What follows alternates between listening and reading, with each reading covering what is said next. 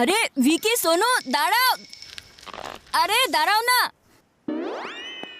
তোমরা দুজন কোথায় গায়েব হয়ে যাও আজকাল? আর ক্রিকেট খেলতে কেন আসো না? কি বলবো বন্ধু চিকু, মা আমার জন্য একজন পার্সোনাল টিউশন টিচার হায়ার করেছে। ওনার নাম হলো ধিমকানা। ধিমকানা?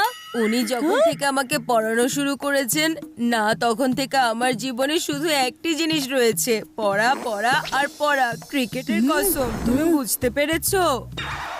আমিও ধিমকানা স্যারের কাছেই পড়ি। তিনি খুবই স্ট্রিক্ট, বুঝলে? সারাদিন পড়তে পড়তে আমাদের জীবনটাই বোরিং হয়ে গেছে। এমন টিউশন টিচার যেন আমার শত্রুরও না হয়। আমরা যাচ্ছি, নয়তো টিউশনের জন্য দেরি হয়ে যাবে। আরে কিন্তু কিছুক্ষণের জন্য তো দাঁড়াও, শোনো না।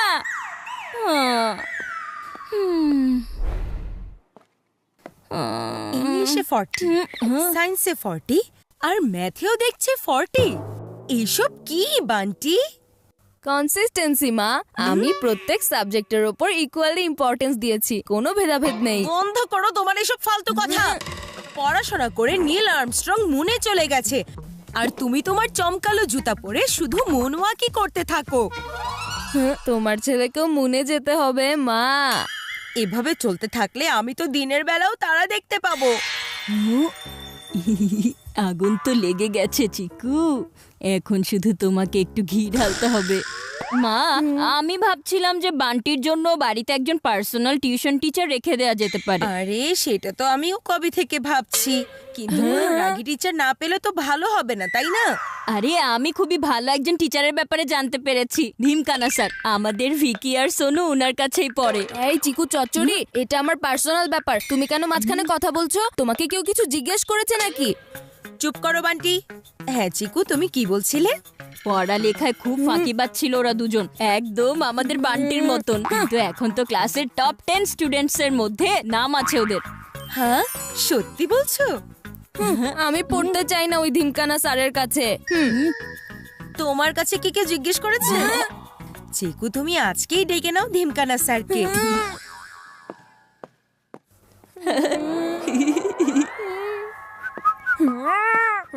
এখন বাজবে এই বান্টি চিকু চচ্চড়ি, এই চিকুকে তো আমি চিকু চচ্চড়ি বানিয়েই ছাড়বো।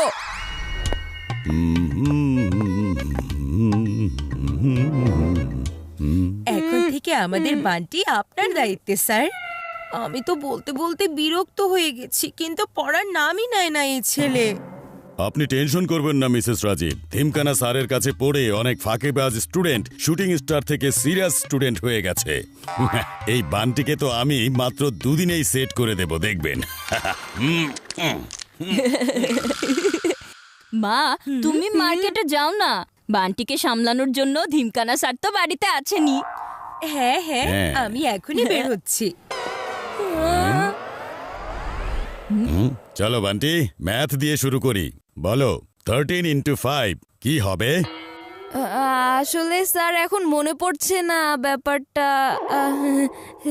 আচ্ছা, তাহলে বলো 14 into 6 কি হবে? স্যার মনে ছিল কিন্তু ভুলে গিয়েছি।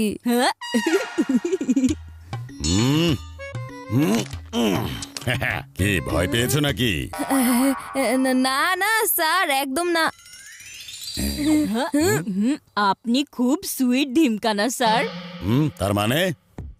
স্যার, বান্টি তো সাধারণ নামটাই পারে না, কিন্তু তারপরেও আপনি ওকে বকা দেননি। আমাদের স্কুলের কোনো টিচার হলে এতক্ষণে ওকে মুরগি বানিয়ে রাখতো। ওরা তো আমাকে খুব হালকা ভাবে নিচ্ছে। শোনো, আমার টেস্টে তুমি আন্ডার স্কোর করেছো বান্টি। যাও তাড়াতাড়ি মুরগি হয়ে যাও। মুরগি হলে তোমার সব নামটা গড়গড় করে মনে পড়ে যাবে। হ্যাঁ, মুরগি তো মুরগি হতে বলেছি, নাগিন ড্যান্স করতে নয়। তাড়াতাড়ি মুরগি হয়ে দেখাও। আমি তো এটাই পারি স্যার। কেউ যদি মুরগি হয়ে দেখায় তাহলে তো আমি জানতে পারবো কোনটা মুরগি। কি বললে তুমি? মুরগি হতে পারো না? এই দেখো, এভাবে হতে হয়। যাও, এবার তুমিও মুরগি হয়ে দেখাও। এই যে দেখুন না স্যার, কি হয়ে গেল। মুরগি হতে গিয়ে আমি তো অক্টোপাস হয়ে গিয়েছি স্যার। আমাকে বাঁচাও মা। ও তো বিদ্যুতের তারের মতো পেঁচিয়ে গেছে। ওকে আর কিছুক্ষণ যদি এভাবে রেখে দেই তাহলে না জানি ও কারেন্টের শক দিয়ে দেয়। শান্ত হয়ে যাও বান্টি, শান্ত হয়ে যাও। আমি তোমাকে খুলছি, 1 মিনিট।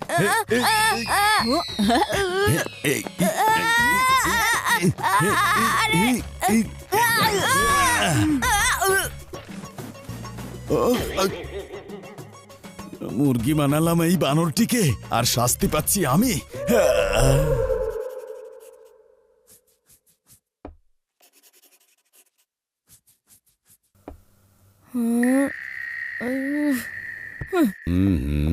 বান্টি, তোমার ম্যাথ পছন্দ না? কোনো সমস্যা নেই, এখন আমরা ম্যাথ নয় সায়েন্স পড়ব। ধিমকানা স্যারের কাছে পড়ে অনেক ফাঁকিবাজ স্টুডেন্ট শুটিং স্টার থেকে সিরিয়াস স্টুডেন্ট হয়ে গেছে। কিন্তু স্যার, আমার সায়েন্স বুক তো ওই যে ওপরে রাখা আছে।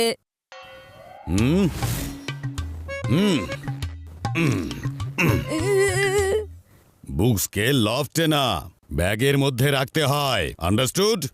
ইয়েস স্যার, কিন্তু এবার আপনাকে আমায় হেল্প করতে হবে। আমার হাইট তো এখনো অনেক কম, তাই না? এখন এই বই নামানোর মতন যেন তেন কাজটাও আমাকে করতে হবে। আরে স্যার, ওই যে মইটা ওখানেই রাখা আছে।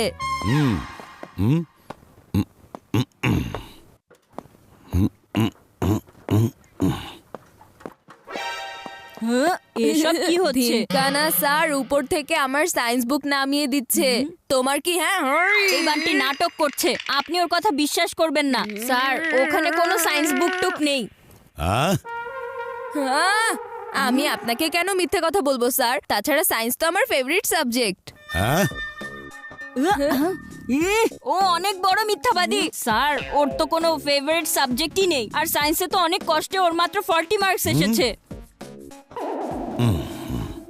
না না, 40 না স্যার, আমার 80 মার্কস এসেছে। এই চিকু সারাদিন টিভির সামনে বসে থাকবে, তাহলে 80 কে তো 40 দেখবে, তাই না স্যার? স্যার, আপনি উপরে উঠুন তো।